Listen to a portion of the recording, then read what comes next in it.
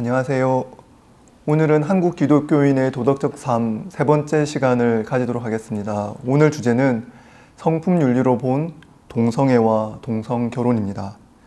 지난 강의들을 통해서 한국 교회의 도덕적 성품이 어떻게 형성되었는지, 어떤 내러티브에 의해서 형성되었는지, 또 한국 교회의 도덕적 성품을 형성한 내러티브가 한국 사회의 변화 가운데, 또 한국 교회의 역사 가운데 어떻게 형성되었는지 함께 나누어 보았습니다. 오늘부터는 조금 더 실제적인 이슈에 대해서 다루어 보고자 합니다. 제가 7월 말에 한국에 들어와서 여러 교회를 다니면서 설교를 했는데, 설교를 할 때마다 또 지인들을 만날 때마다 빠지지 않고 제게 하는 질문이 있었습니다. 제가 어떤 본문을 설교하든 그분들이 제게 하는 질문은 다 비슷했습니다. 차별금지법에 대해서 어떻게 생각하세요? 동성애에 대해서 어떻게 생각하세요? 기독교인들은 차별금지법과 동성애에 대해서 어떻게 대응하고 어떻게 반응해야 하나요? 이런 질문을 어디를 가든 받게 되었습니다. 많은 분들이 분명한 기준으로 이런 동성애와 동성결혼 그리고 차별금지법에 대해서 기독교 윤리적으로 그 부분에 대해서 어떻게 답을 주어야 될지 제게 질문을 많이 했습니다. 제가 지난 시간까지 나눴던 기독교 성품윤리는 어떤 사안에 대해서 도덕적 선택, 윤리적 결정을 하는 그 자체에만 관심을 가지기보다 그러한 도덕적 선택과 윤리적 결정을 실제로 행할 수 있는 능력, 성품, 덕을 어떻게 형성할 것인가, 그것에 더 많은 관심을 가진다고 함께 말씀을 드렸습니다.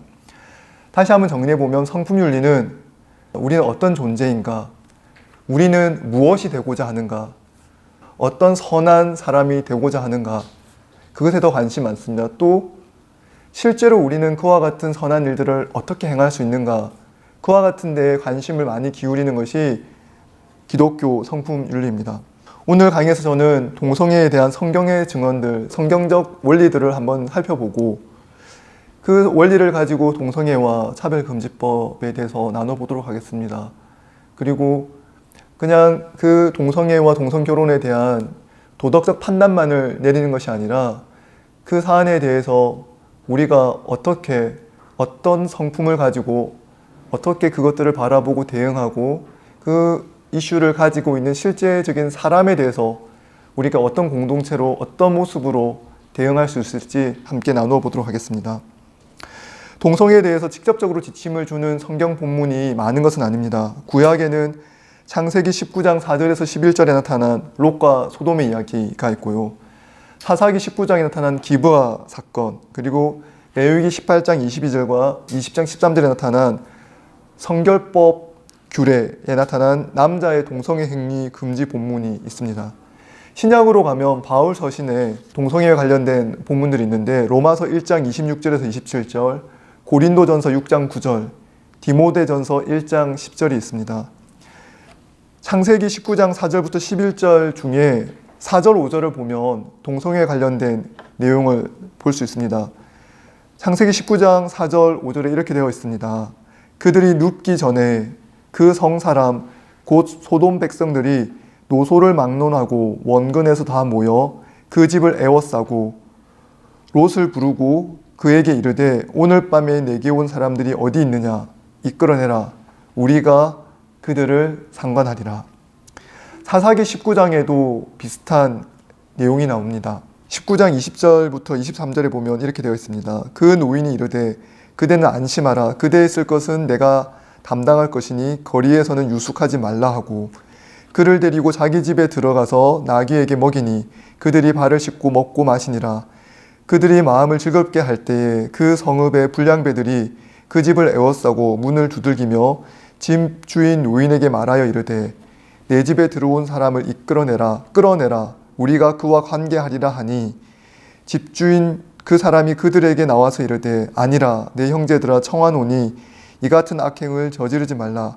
이 사람이 내 집에 들어왔으니 이런 망령된 일을 행하지 말라. 이렇게 되어 있습니다. 이제 창세기와 사사기에 나타난 이야기는 사건으로서 나타난 본문이고요. 레위기 18장과 20장에 나타난 이야기는 더 근원적인 성경 본문에서 동성애 행위를 하지 말라고 금지하고 있는 본문입니다.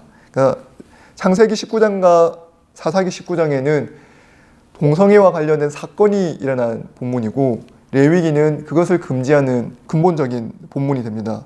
레위기 18장 22절에 이렇게 되어 있습니다. 너는 여자와 동침함 같이 남자와 동침하지 말라. 이는 가증한 일이니라. 20장 13절에 이렇게 되어 있습니다. 누구든지 여인과 동침하듯 남자와 동침하면 둘 다 가증한 일을 행함인즉 반드시 죽일지니 자기의 피가 자기에게로 돌아가리라. 구약 본문 중 19장의 소돔 사건과 사사기 19장의 기바 사건은 모두 낯선 이들이 방문했을 때 그 원 거주민들이 낯선 이들에게 대한 하나의 폭력적인 반응입니다. 그래서 이 본문이 동성애에 대해서 말을 하는 것이 아니라, 동성애를 정죄하는 것이 아니라 낯선 이들이 방문했을 때 그들을 환대하지 않고 폭력적으로 반응하고 폭력적으로 성적 관계를 맺으려고 했던 그 죄악을 지적한 본문이라고 주장하는 이들도 있습니다. 분명히 창세기 19장과 사사기 19장에는 거주민들이 낯선 이들을 환대하지 않았고 그들에게 폭력적으로 억압하고 강제적인 성관계를 맺으려고 했습니다. 이 두 본문에서 나타난 죄악이 동성애 행위와 무관하다라고 말하는 건 매우 어려운 것 같습니다. 에스겔서 16장 50절에 보면 소돔에서 일어난 일을 가증한 일이라고 묘사하고 있는데, 이 가증한이라는 표현은 레위기 18장 22절에 나타난 동성 간의 성행위를 묘사할 때 사용하는 단어였습니다. 또 신약 유다서 7절에도 소돔의 범죄를 영원한 불의 형벌을 받은 이들의 범죄로 묘사하고 있습니다. 에스겔서 16장에는 분명히 소돔의 죄가 교만과 음식의 풍족과 태평함이라고 얘기하지만, 또 가난하고 궁핍한 자들을 도와주지 않은 것이라고도 지적하지만, 동시에 거만하고 가증한 일을 하나님 앞에 행하였다는 점도 분명히 적고 있습니다. 에스겔서 16장 48절에서 52절을 제가 읽어보겠습니다. 주 여호와의 말씀이니라. 내가 나의 삶을 두고 맹세하노니 내 아우 소돔 곧 그와 그의 딸들은 너와 내 딸들의 행위 같이 행하지 아니하였느니라.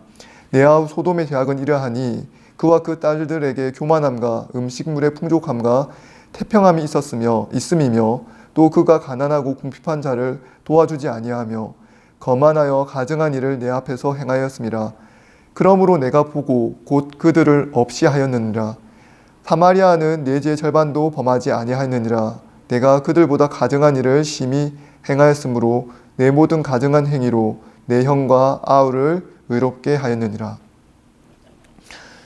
유다서 7절 8절에도 소돔의 죄가 음란과 육체를 더럽힌 일이고 다른 육체를 따라가다가 지은 죄임을 분명하게 얘기하고 있습니다. 그러므로 우리가 창세기와 사사기에 나타난 사건이 단순히 낯선 이들을 환대하지 않고 낯선 이들에게 폭력을 동반한 성적인 범죄를 저지른 일이기 때문에 일반적인 동성관계에서 행하는 동성간의 성행위를 포함하지 않는다고 말을 하는 것은 성경 본문을 정직하게 읽었다라고 말하기는 어려울 것 같습니다.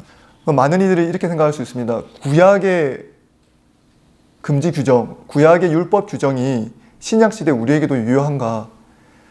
구약에서 금지했다고 해서 우리도 여전히 그 금지 규정을 받아들여야 되는가?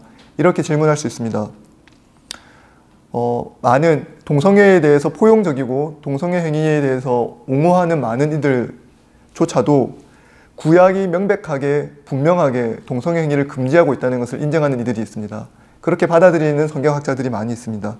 그런데 그들이 구약이 분명하게 동성애 성행위에 대해서 금지하고 있음을 인정하면서도 동시에 구약의 율법이 신약시대 우리에게는 유효하지 않다라고 주장하는 일들도 있습니다. 왜 그들이 그렇게 얘기하냐면 구약의 규례들 중에서 많은 것들이 신약시대에 폐기된 것들이 있고 또 구약의 명령들을 새롭게 전환해서 받아들이고 있는 구약의 명령들이 많이 있기 때문입니다. 따라서 우리가 성경을 일관성 있게 해석하려면 구약에 있는 어느 본문은, 어느 명령은 우리가 취하지 않고 어느 명령은 절대적으로 취하는 것이 성경을 일관성 있게 해석하는 해석이 아니라고 생각하면서 일관성 있게 해석하기 위해서는 구약에 있는 본문들을 무시할 수 있어야 된다고 주장하는 것입니다. 만약에 구약의 규례를 우리가 지금도 그대로 지킨다면 우리는 혼합된 직물로 된 옷을 입으면 안 될 것이고 돼지고기도 먹으면 안 되기 때문에 성경 구절을, 성경 본문을 일관성 있게 취한다면 구약에 있는 이 동성애 금지 규정도, 동성애 행위 금지 규정도 동일한 관점으로 해석할 때 부정할 수 있다는 거죠. 더 이상 신약 시대 우리에게는 유효하지 않다라고 주장할 수 있다는 것입니다. 그렇게 적용해야 된다고 주장하는 이들이 있습니다. 이 같은 주장이 부분적으로 옳을 수도 있다고 생각합니다. 왜냐하면 구약 시대의 동성애 행위에 대한 처벌 규정은 사형이었습니다. 그러므로 지금도 동성애 금지 규정을 지금 시대에 가져와서 사형에 준하는 사형과 같은 그런 심각한 데스 페널티를 주어야만 된다라고 적용하는 것은 옳지 않기 때문에 구약의 규례를 그대로 가져와서 오늘날 적용하는 것이 분명히 그대로 적용하는 것이 어렵다라고 말을 하는 것이 분명 일리가 있습니다.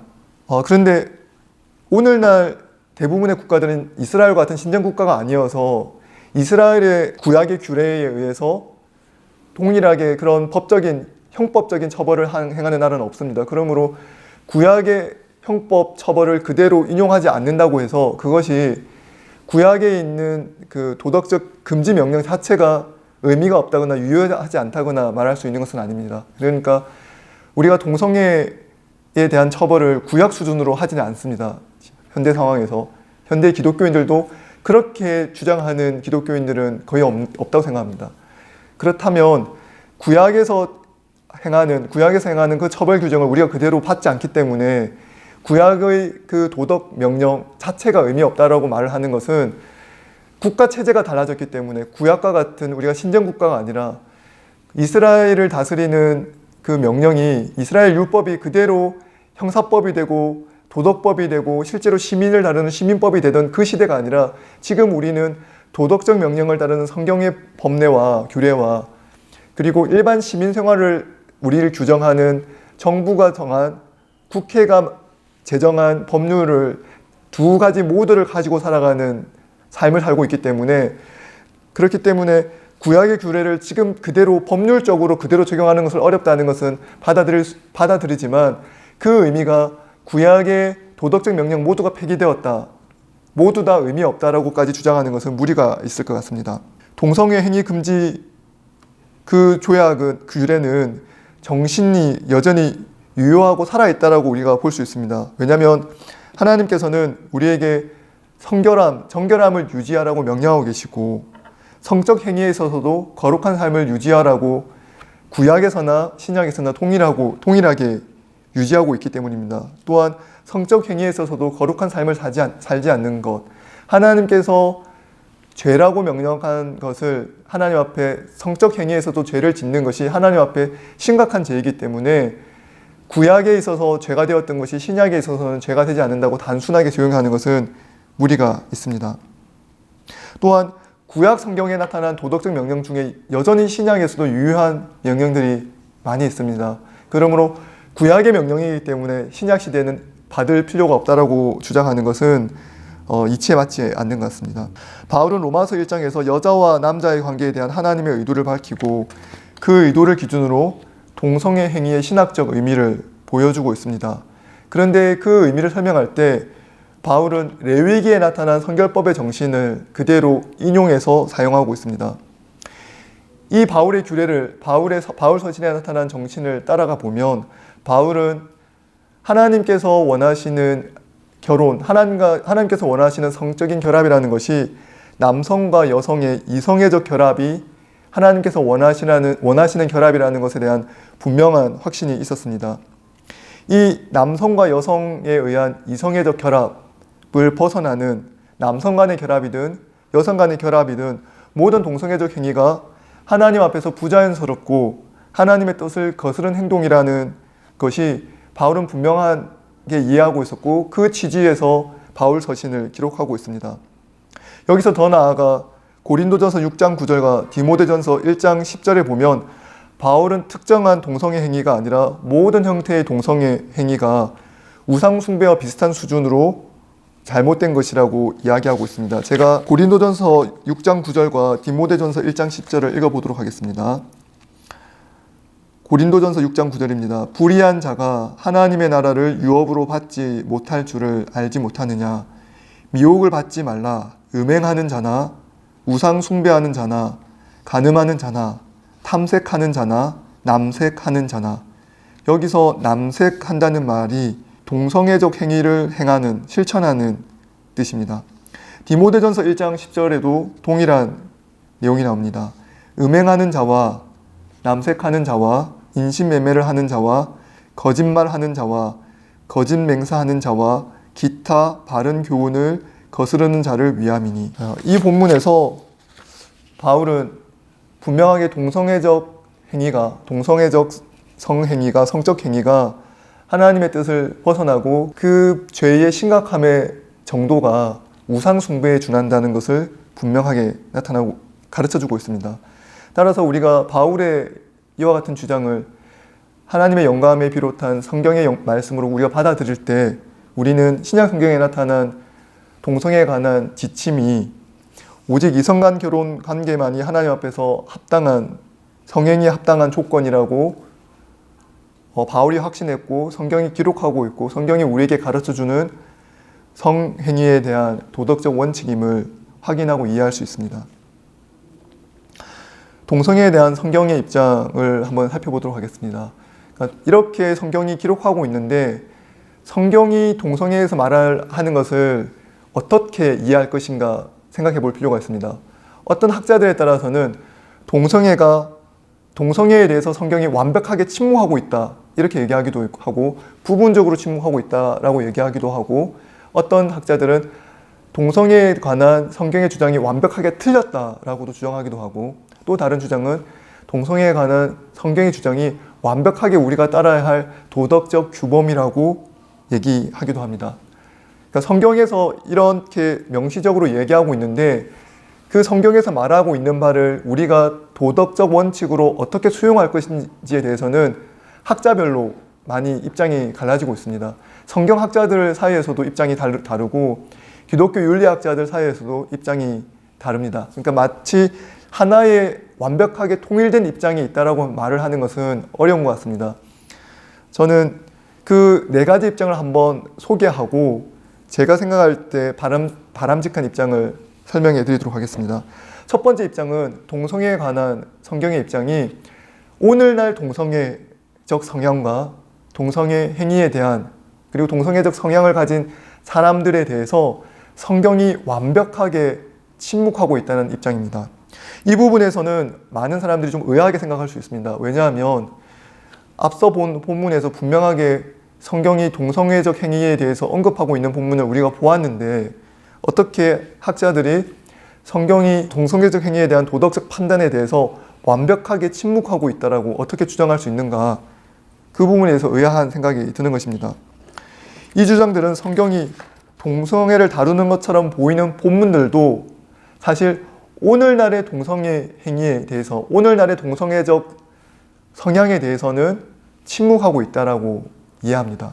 오늘날 동성애적 성행위와 동성애적 성향에 대해서 성경은 그 당시 알지 못했기 때문에 그 당시 문화권에서 있던 동성애적 행위와 동성애적 성향에 대해서 성경이 쓴 기록들이 오늘날 동성애적 행위와 동성애적 성향에 대해서는 유효하지 않고 완벽하게 침묵하고 있다고 보는 것이 옳다라고 주장하는 것입니다.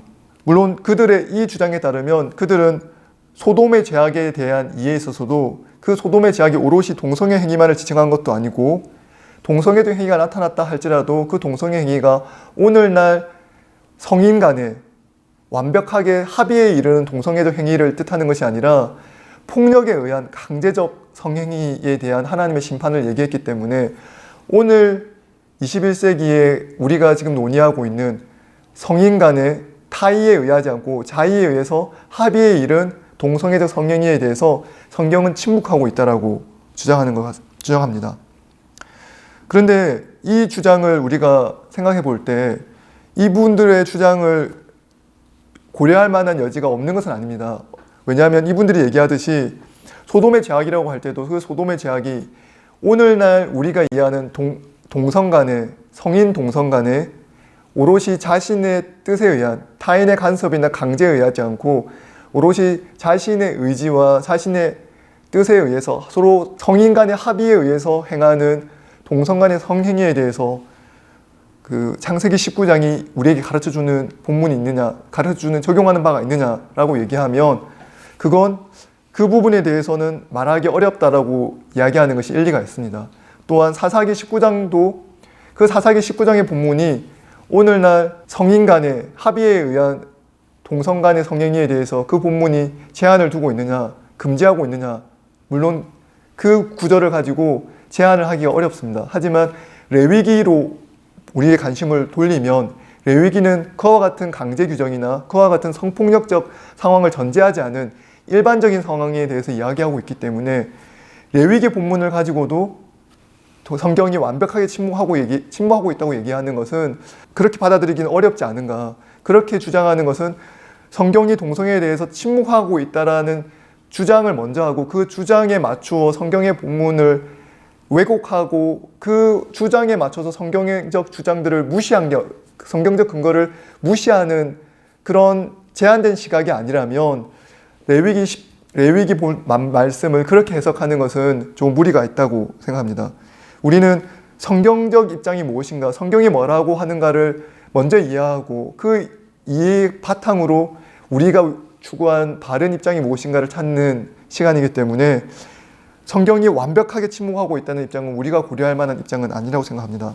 두 번째 입장은 성경이 동성애와 동성애적 성행위에 대해서 그리고 동성애적 성향에 대해서 부분적으로 침묵하고 있다. 부분적으로 얘기하는 부분도 있지만 부분적으로 침묵하고 있다라고 보는 입장입니다. 이 입장은 동성애 행위에 대한 바울의 비판이나 레위기 규례가 동성애 행위 자체에 있기보다는 우상 숭배 문화를 비판했다라고 주장합니다. 바울의 서신에 나타난 동성애 금지 명령의 경우에도 성인 두 사람의 합의에 의한 관계에 대해서는 침묵하고 있다라고 주장하는 것이죠. 제임스 넬슨은 다음과 같은 주장을 통해서 그 입장을 잘 보여주고 있습니다. 제임스 넬슨의 주장을 제가 읽어드리겠습니다. 동성애 행위를 정죄하는 신약의 특정 구절들은 오늘날 서로 합의한 성인들이 서로 배려하는 가운데 관계를 해도 괜찮은가 하는 논쟁에는 적절치 않다. 또한 성경은 동성애가 심리적 성향으로서 괜찮은가를 묻는 오늘날의 질문에 직접 답을 주지 않는다. 이 내용은 제임스 넬슨의 기독교와 동성애는 양립 가능한가라는 아티클에서 일부분을 따온 것입니다. 이와 같은 주장처럼 바울이 심각하게 문제 제기했던 그 동성애적 성행위와 그 동성애 행위가 오늘날 문화 속에 있는 동성애 행위와는 아주 심각하게, 아주 명백하게 구별되는 행위라는 것이 학자들의 주장입니다. 바울 시대에 바울이 경로했던 동성애적 행위와 오늘날 동성애 행위가 구별된다는 주장은 충분히 고려할 만한 입장입니다. 그러나 그럼에도 불구하고 레위기 정결법을 통해서 바울이 이야기하고 있는 바는 바울이 원리적인 면에서, 근본적인 원리적인 면에서 동성 간의 성행위 자체가 하나님이 보시기에 합당하지 않다. 영리로 순리를 거스른다는 표현이나 다른 모든 부분에서 바울이 우상숭배 문화라든지 특정한 행위라든지 강제적인 행위라든지 그렇게 제한하고 있다라고 보기가 그렇게 볼만한 성경적 근거가 부족한 것 같습니다. 그렇기 때문에 바울이 던지고 있는 근본적인 비판은 바울은 단순히 우상숭배에 제한해서 우상숭배적 요소가 있는 동성애 행위만을 제한한 것이다. 우상숭배적 요소가 있는 동성애 행위만을 금지한 것이다 라고 말을 하는 것은 그것을 지지할 만한 성경적 구절들이, 성경적 본문이 많지 않은 것 같습니다. 세 번째 성경적 입장은 동성애에 대한 성경의 본문들이 부정확하다는 입장입니다. 이 입장은 많은 동성애 운동가들, 게이나 레즈비언이라고 자기를 인식하고 스스로 표명하는 많은 운동가들이 내세우고 있는 입장인데요. 많은 동성애 운동가들은 이렇게 얘기합니다. 우리는 성경이 동성애를 죄악시 여기고 동성애를 금지하고 있다는 것을 인정한다. 성경이 동성애에 대해서 금지하고 있다는 것을 우리는 받아들인다. 그러나 우리는 그 성경의 금지 구절과 금지 규정을 심각하게 받아들일 필요가 없다. 이렇게 주장합니다. 왜냐하면 성경이 여러 죄악에 대해서 다루고 있는데 성경이 다룬 여러 죄악 중에 동성애는 극히 일부분이고 그 외에 다른 죄, 우상숭배의 죄, 탐심 또는 하나님이 아닌 다른 신을 숨겼던 다른 죄, 또 물질을 탐하는 죄라든지 다른 죄에 대한 그 지적들이 훨씬 많은데 극히 일부분인 동성애에 대한 범죄에 대한 지적은 극히 일부분인데 성경에서 중요하게 생각하지 않은 구절을 우리가 중요하게 생각할 이유가 뭐가 있느냐, 이런 입장인 것입니다. 성경에서 스스로 중요하지 않게 생각하는 입장을 오늘날 기독교인들이 중요하게 생각해서 동성애적 성향을 가진 이들을 정죄하고 비판해서 그 동성애적 성향을 가진 이들의 내면을 무너뜨리고 자존감을 무너뜨리는 것이 과연 합당한가, 이렇게 주장하는 것이죠.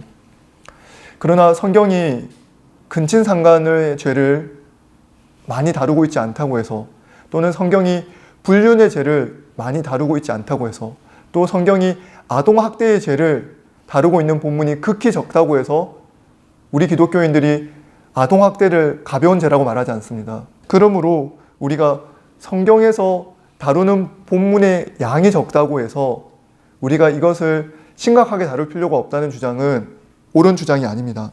또 이렇게 얘기하는 운동가들도 있습니다. 바울의 관점 자체가 완전하지 못하다. 바울도 인간적 오류가 있는 사람이고 그가 쓴 모든 기록이 성경의 권위 있는, 성경의 영감으로서 성령의 영감을 받아 권위 있게 지어진 것이 아니라 바울 자체에도 오류가 있고 또 여러 편집이나 여러 것에 의해서 그 시대의 문화나 사상 자체가 들어왔을 수 있으니까 우리가 바울의 견해를 심각하게 받아들일 필요가 없다는 것입니다. 그와 같은 주장을 하는 이들에게 있어서 가장 중요한 권위는 성경이 아니라 개인적인 경험입니다. 그들은 개인적 경험을 통해서 동성애자로 이 땅에서 살아오면서 많이 억압당하고 또 피해를 당하고 학대를 당하고 차별을 당한 개인적 경험이 있습니다. 그 개인적 경험에 비추어 볼 때 이렇게 차별당하고 억압당하고 사람들로부터 학대를 당하는 이것이 과연 기독교 정신으로 볼 때 이것이 마땅하냐, 내가 한 개인으로서 이와 같은 억압과 차별과 학대를 당했는데 그것이 기독교 정신에 부합하지 않는 것이 아니냐, 이렇게 주장하는 것이죠. 맞습니다. 당연히 그들이 억압당하고 차별을 당하고 학대를 당한 것이 기독교 정신에서 옳지 않습니다. 그러나 그들의 개인적인 경험이 성경의 권위를 없애버릴 만큼 더 높은 권위를 가지고 있는 것은 아닙니다. 그들의 개인적 경험도 중요하지만 여전히 성경은 성경으로서의 권위를 가지고 있고 우리에게 도덕적 지침을 주는 권위를 가지고 있습니다.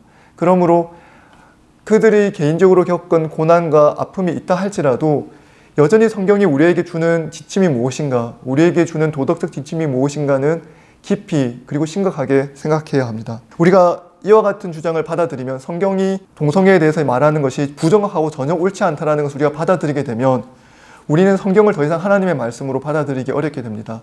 우리가 개인의 경험에 비추어서 성경의 말씀을 받아들이고 싶지 않다라고 생각하는 부분들을 우리는 언제든지 어느 때든지 거부할 수 있고 무시할 수 있는 그런 예가 형성되기 때문입니다. 마지막 입장은 성경이 도덕적 규범으로서 완전하고 동성애에 대한 입장이 성경이 우리에게 주는 그 절대적인 규범으로서 성경이 위치한다는 입장입니다. 그러니까 성경이 오늘날의 동성애적 행위와 동성애적 성향을 가진 사람들에 대해서도 성경이 정확하고 절대적인 권위를 가지고 모든 사안에 대해서 규범으로서 작용한다는 입장입니다. 이 입장에 따르면 동성애에 대한 성경의 명확한 금지 규정을 따르지 않는 것은 성경의 권위를 받아들이지 않는 것과 동일한 것으로 간주됩니다. 다시 말하면 성경에서 명백하게 동성애적 행위를 금지하고 동성애적 행위에 대해서 그것이 죄라고 정죄하였는데 그 동성애적 행위를 옹호하거나 금지 규정을 받아들이지 않는다면 그것은 단순히 그것만 받아들이지 않는 것이 아니라 성경의 권위 자체를 인정하지 않는다는 입장입니다. 근데 이 입장이 가진 여러 장점이 있겠지만 무엇보다 성경의 권위를 회복하고 성경의 권위를 인정하고 성경의 권위를 놓치지 않는다는 점에서 정말 높은 장점을 가지고 있으나 이 입장 역시 단점이 있습니다. 무슨 단점이 있냐면 성경이 오늘날의 복잡한 윤리적 문제에 대해서 말해주지 않는 많은 사례들이 있는데 많은 윤리적 문제 이슈들이 있는데 성경을 모든 이슈에 대해서 답을 주는 최종적 권위로 올려놓음으로써 성경이 답할 수 없는 복잡한 문제들조차 그냥 단순하게 적용하는 오류를 범할 수 있다는 것입니다. 만일 이렇게 사용하다 보면 성경을 우리는 노예 제도를 폐지하는 근거로 사용할 수도 있고, 남녀 차별을 강화하는 입장의 그 근거 본문으로도 성경을 사용할 수 있습니다. 그러니까 성경을 우리가 도덕적 규범으로 사용할 때 성경의 모든 구절을 가져와서 우리 입장에 맞춰서 성경에서 이렇게 말을 하고 있기 때문에 우리는 이렇게 해야 됩니다라고 바로 직접적으로 가져와서 적용하는 것이 가장 옳고 가장 좋아 보이지만 그것 자체가 하나의 큰 모순이 될 수 있습니다. 그것을 영어로는 모랄리즘이라고 하는데요. 그러니까 성경에 있는 본문을 그대로 도덕적 규례로 가져오는 것이죠. 그러나 성경에서 어떤 규례를 말한다고 할 때 그것을 어떻게 적용하고 그 규례가 실제 오늘날 그리스도인에게 어떻게 적용할 것인지에 대해서는 충분히 해석하고 충분히 심사숙고해서 적용해야 되는데, 단순히 가져와서 적용하는 것은 그 자체로 많은 문제점을 만들 수 있습니다. 이 입장의 가장 큰 문제는 매우 어려운 일을 단순하게 적용해서 해결할 수 있다는 환상을 풀어넣을 수 있다는 데 있습니다.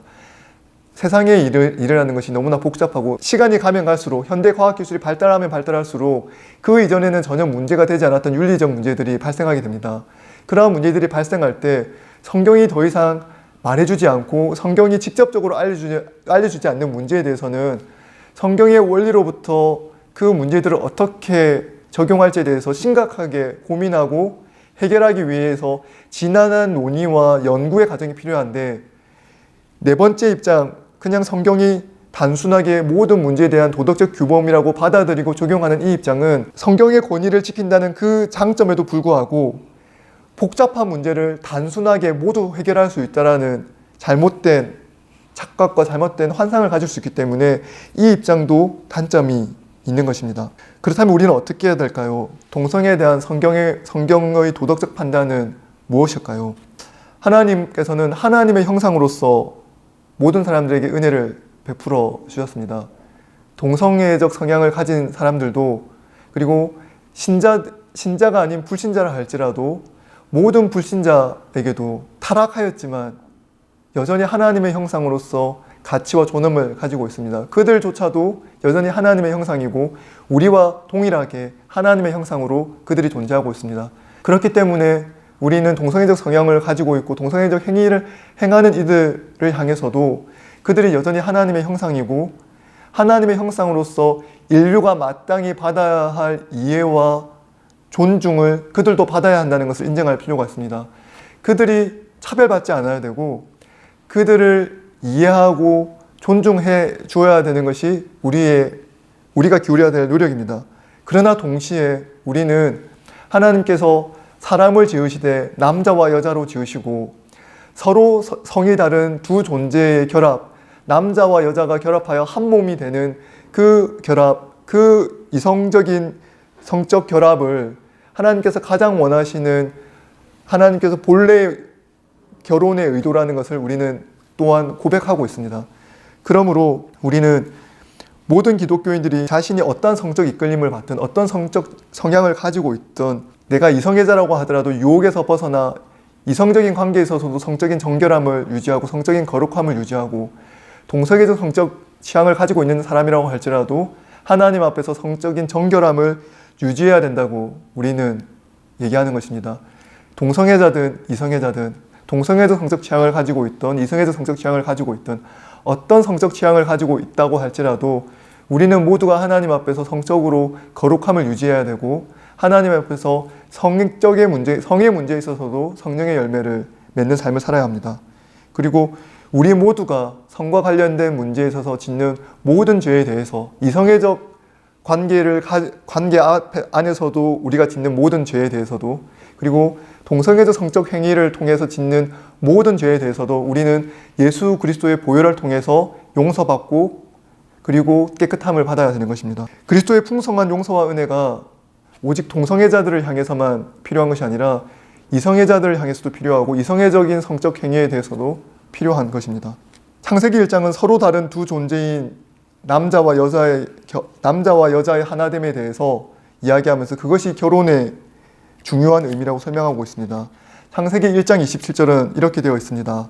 하나님이 자기 형상 곧 하나님의 형상대로 사람을 창조하시되 남자와 여자를 창조하시고, 하나님께서는 하나님의 형상을 따라, 하나님의 형상과 모양을 따라 사람을 만드셨는데 사람을 남자와 여자로 만드셨습니다. 서로 전혀 다른 두 존재를 지으시고 그 두 존재가 하나됨으로 하나님의 형상됨을 드러내게 하셨습니다.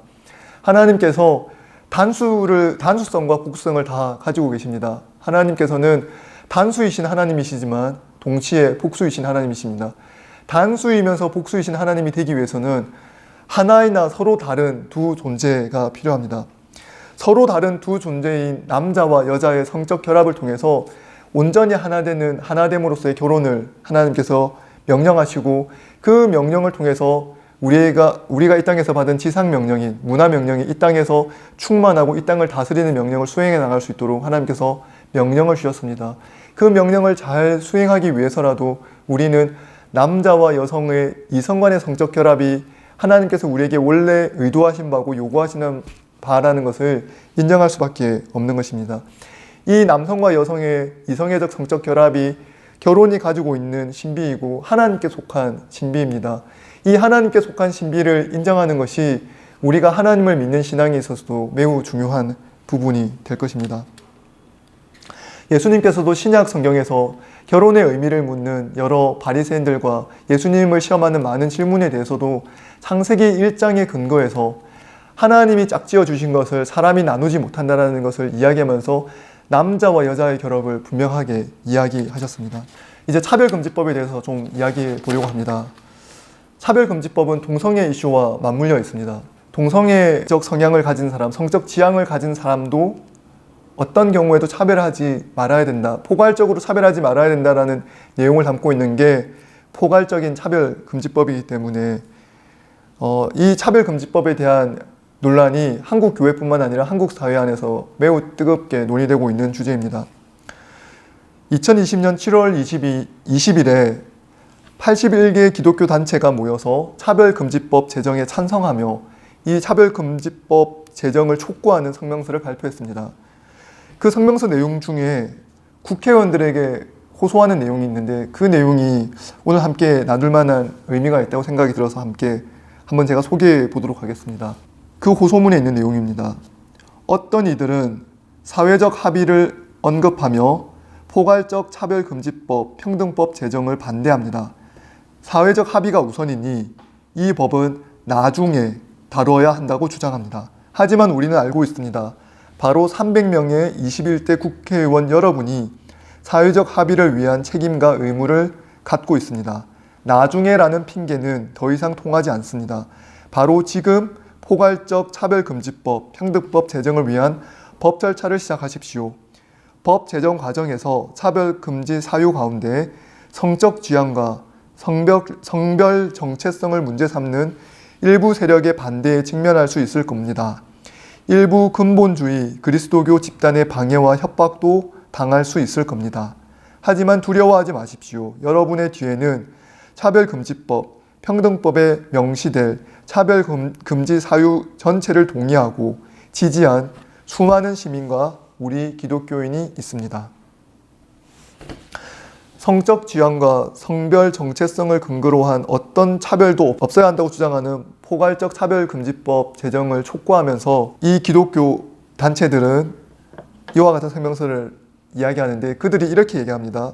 일부 근본주의 기독교 집단의 방해와 협박이 있더라도 굴복하지 말라고 국회의원들에게 호소하고 있습니다. 그리고 그들은 동시에 이렇게 얘기합니다. 성적 지향과 성별 정체성에 대한 차별을 없애게 되면 동성애와 동성결혼 합법화로 이어질 것이라는 일부 기독교의 주장은 지나친 우려다라고 하면서 반박하고 있습니다. 이와 같은 주장에 대해서 차별금지법을 반대하는 반대 성명도 있습니다. 차별금지법, 포괄적 차별금지법안에 반대하는 전국교수연대의 성명서에는 이렇게 되어 있습니다.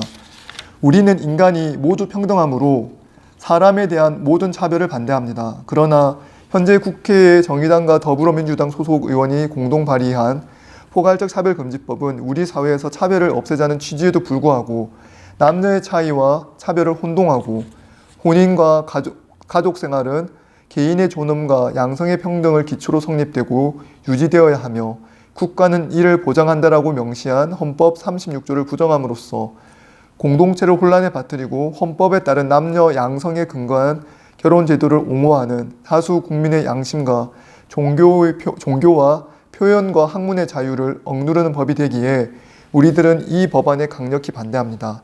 첫째로 이 법안이 통과되면 대한민국의 모든 교육 현장에서는 다양한 성 정체성을 모두 인정하여 성별을 여성, 남성, 그 외에 분류할 수 없는 성으로 가르쳐야 하고 동성 간 성행위도 정당하다고 가르쳐야 합니다. 즉 동성애와 자의적 성별 변경 등이 잘못이고 이단 종교가 잘못되었다고 양심에 따라 충고하며 지도하는 것도 모두 제재 대상이 되어 인간을 살리는 참된 교육을 할 수 없게 되므로 반대합니다. 성명서가 더 길게 이어져 있는데 제가 생각할 때 중요한 부분만 인용해 보았습니다. 이 성명서에 따르면 기독교도 차별 금지에는 반대하지만 차별금지법이 남자와 여자로 사람을 지으신 하나님의 뜻을 거스를 뿐만 아니라 동성간 성행위도 정당하다고 이 차별금지법에 따르면 가르쳐야 하기 때문에 기독교와 기독교회와 기독교 학교에서도 가르쳐야 하기 때문에 결코 받아들일 수 없는 법안이라고 주장합니다. 고려신학대학원 기독교윤리학 교수인 신원화 교수님의 최근 논문에 따르면 지금 법안으로 제시된 차별금지법안은 성적 지향으로서의 동성애를 객관적 사실의 토대에 부정적으로 진술해도 그것은 차별행위로 간주되어 규제된다라고 주장합니다. 또한 반동성애 설교를 하는 것도 차별행위로 간주되어 규제될 가능성이 매우 높고 동성애가 죄라고 선포하는 설교는 법안 3조 제1항 제4호에서 적대적 모욕적 환경을 조성하는 등 신체적 정신적 고통을 주어 인간의 존엄성을 침해하는 행위에 해당할 수 있다고 주장합니다. 그러니까 두 주장이 서로 상충하고 있는 거죠.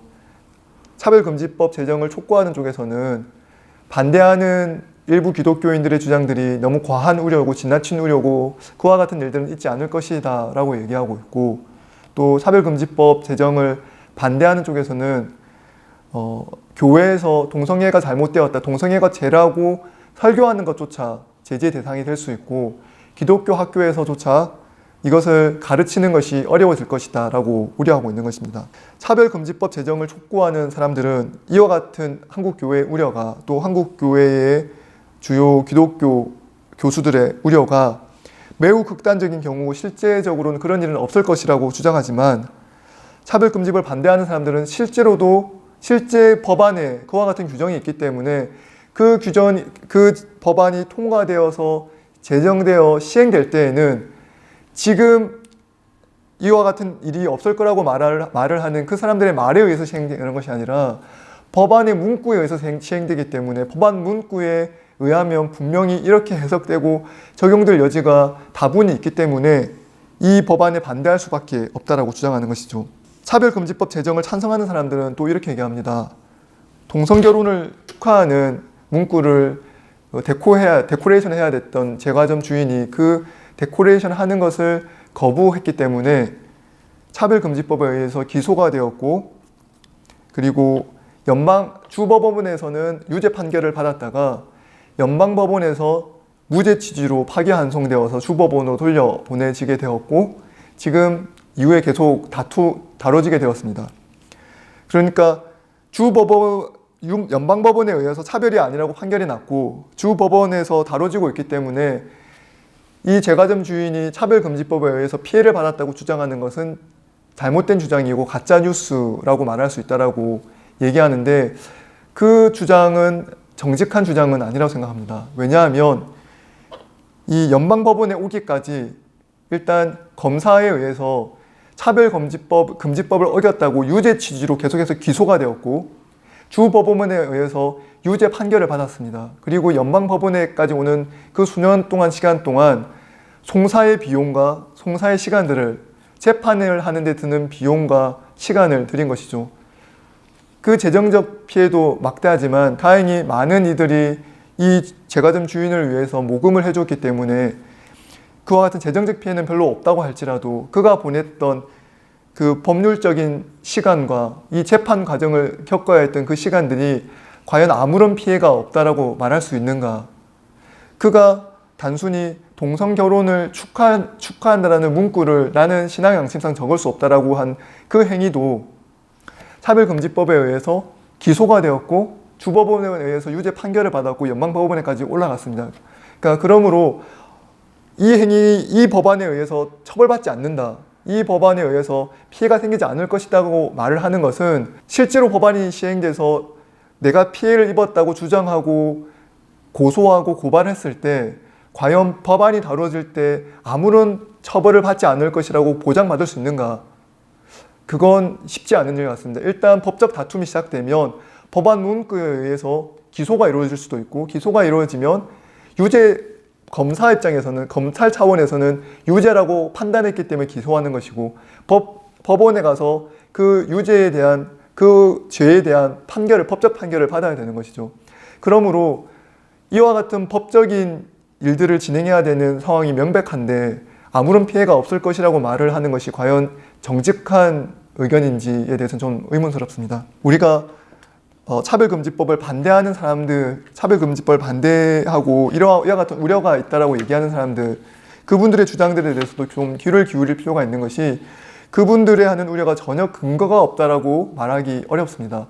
이와 같은 법적 다툼이 벌어지면 그와 같은 법적 다툼을 벌리는데 시간을 써야 하고 그로 인해서 많은 어려움을 겪어야 합니다. 그 자체가 있기 때문에 그것을 어렵다고 말을 할 수 없습니다. 낙태의 예를 들어보면 1973년에 미국 연방법원 판결에 로데 웨이드 사건이라고 하는 제인로라고 하는 가명을 쓰는 한 여성에 대해서 웨이드 검사가 기소하였을 때 그 기소에 대해서 연방법원이 최종적으로 죄가 아니라고 판결을 내렸습니다. 그리고 1973년 그 판결 이후에 그 제인로 판결을 뒤집으려는 수많은 시도가 있었지만 한 번도 뒤집혀진 적이 없습니다. 한 번 법원 판결이 형성되고 나면 그 법원 판결을 뒤집는 것은 매우 어렵습니다.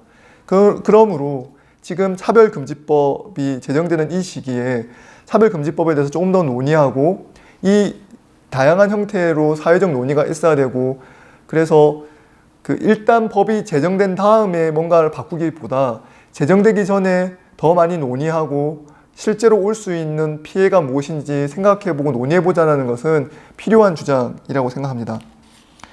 만일 통과된 이후에 우리가 저항하고 통과된 이후에 그 법안을 따르지 않는 것을 우리가 기독교가 할 수 있는 저항이라고 생각한다면 우리가 기독교인이면서 동시에 시민으로서 준법적인 요구를 우리는 받고 있는데 우리가 하나님의 백성으로서 성경의 요구도 받지만 성경이 주는 도덕적 명령도 받지만 또 동시에 시민으로서 이 땅 가운데 살아가면서 정부와 법이 요구하는 준법적 명령도 우리가 받아들여야 되는데 법이 정해진 이후에 우리가 저항하겠다고 하는 것보다는 법이 정해지기 전에 충분히 논의하고 우리의 의견을 개진하고 그리고 일반 시민사회가 이해할 수 있는 언어로 그냥 성경에서 이렇게 얘기하기 때문에 이렇게 하면 안 됩니다. 성경에서 이렇게 이야기하기 때문에 동성애는 죄입니다라고 얘기하는 것이 아니라 동성애적 성적 결합 또는 동성 결혼이 우리 시민사회에서 받아들일 수 없는 이유에 대해서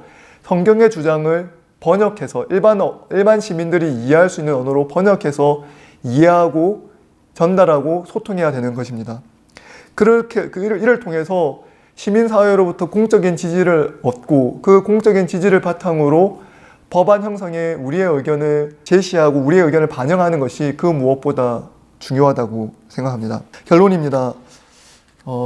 동성애와 동성결혼에 대해서 우리가 어떻게 도덕적 판단을 내릴 것인가 중요합니다. 저는 성경 본문들을 가지고 살펴보면서 성경이 동성애에 대해서 동성애적 성행위에 대해서 금지하고 있고 그것에 대한 명백한 판단을 내리고 있다라고 밝혔습니다. 그것이 성경이 우리에게 주는 도덕적 판단이라고 저는 생각합니다. 그런데 성경윤리는 동성애에 대한 성경적인 도덕적 판단만을 추구하지 않습니다. 기독교적 성품윤리는 이와 같은 도덕적 원리를 우리가 어떻게 수행할 것인가, 이 성품윤리, 이 도덕적 원리를 가지고 지금 본인이 동성애적 성향을 가지고 있다고 말을 하는 사람, 그리고 동성애적 성향을 가지고 있는 가족을 둔 가정을 우리는 어떻게 대할 것인가? 그들을 어떻게 보살필 것인가? 그들을 어떻게 품을 것인가? 그래서 우리는 어떤 공동체가 될 것인가에 대해서 우리는 질문해야 됩니다. 우리는 단순히 이것이 죄다, 아니다 이런 판단을 하는 놀이를 하는 사람들이 아닙니다. 우리는 그 동성애적 성향을 가진 그 사람을 우리가 어떻게 대하고 어떻게 품고, 그가 교회 성도로 있을 때, 그리고 동성애적 성적 지향을 가진 사람이 교회에 와서 예수님을 믿고 싶다고 얘기할 때, 함께 하나님을 예배하겠다고 얘기할 때 우리는 어떻게 그들을 품고, 우리가 가진 도덕적 원칙을 지키면서 어떻게 그들을 이해하고 품고, 그들을 지지하며 그들에게 예수님의 사랑과 은혜를 전할 것인가 고민해야 되는 것입니다. 우리가 던져야 될 가장 근본적인 질문은, 그래서 우리는 어떤 존재가 되어야 하는가? 지금 우리는 어떤 존재인가 하는 것입니다.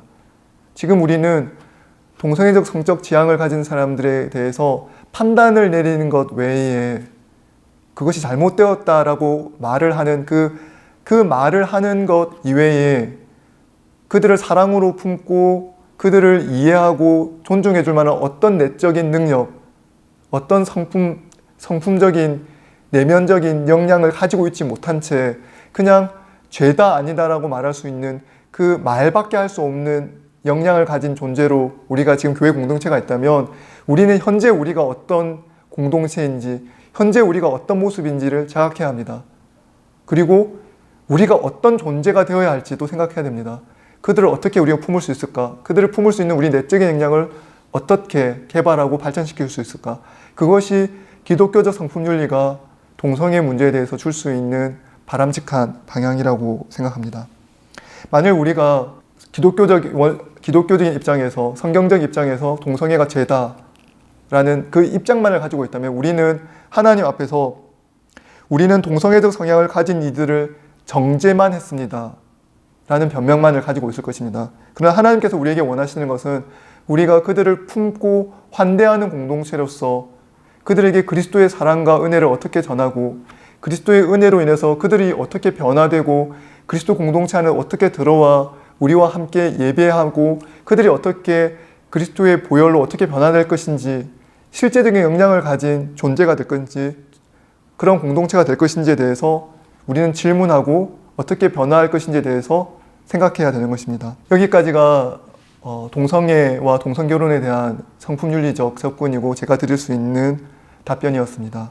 다음 주에는 성품윤리에 기반한 낙태 문제, 낙태죄에 대한 문제에 대해서 다뤄보도록 하겠습니다. 감사합니다.